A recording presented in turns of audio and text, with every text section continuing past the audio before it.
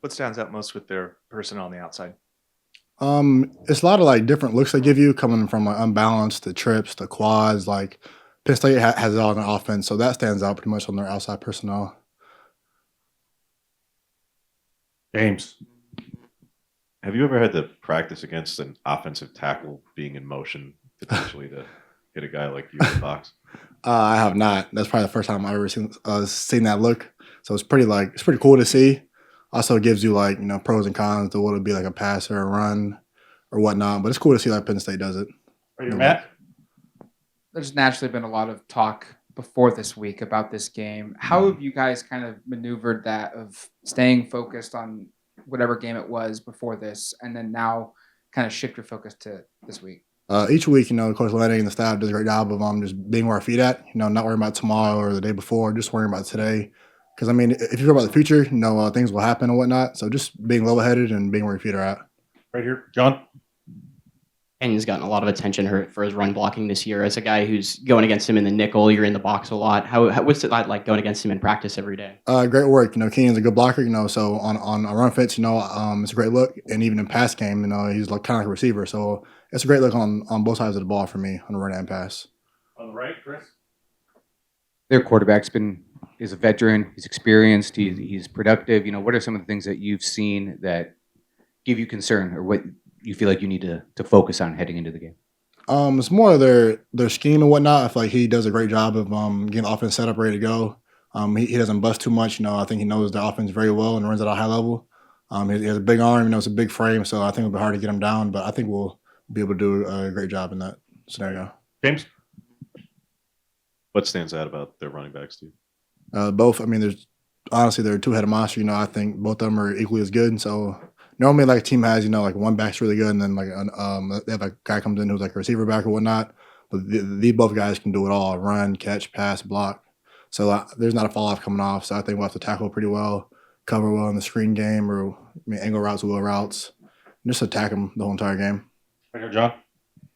You're a guy who throughout your career has moved to different spots in the secondary, and then this year we've seen you at times, playing a high safety role so that Dylan can be kind of over the ball in a more of like a linebacker spot. When you were being recruited here and talking to Coach Lanning, how much was that versatility that you offer a part of that, kind of his pitch and stuff, because he's been able to move you around and be able to provide versatile looks in the defense? Correct.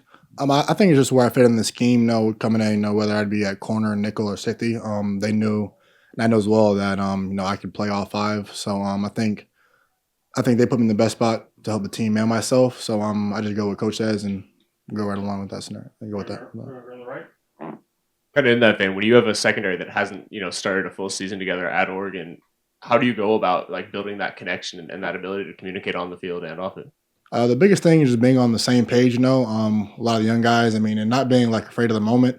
Being a freshman playing like that. I never was scared, so I appreciate younger guys and guys haven't played like, hey, like guys, like don't be scared, like just make sure you're on the same page, get the call, see it execute. Because I think, everywhere ones and twos here can play at a high level. Right here, James. Obviously, you weren't here last season, but do you get a sense for just how much it means to the defense when they nearly ran for 300 on them last year? And yes, they won, but that's obviously like a bit of a sore spot because that just doesn't happen. It's a statistical outlier. Do you get a feel for like that's something that they obviously want to fix very badly? Yes, I think at any school, stop the run, in my opinion, is the number one goal on any defense because, if the team can run the ball and they can throw the ball, they can play action, so it opens up a lot. So I think after a team stops the run, it limits a lot of their options and makes them pass the ball.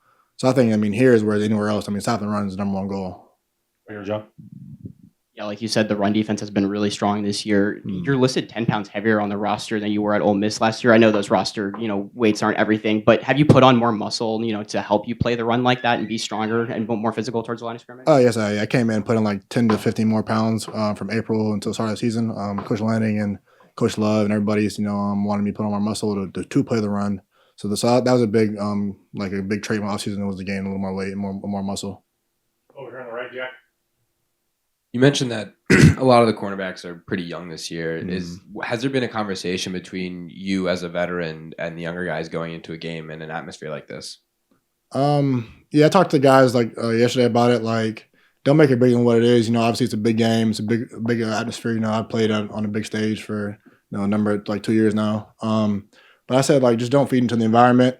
Just see the call, get the call, and just like clearly, honestly, like just be where your feet are at, and don't being engaged. Like, oh man, like it's 100,000 people. Just play ball. It's like it's like anywhere else.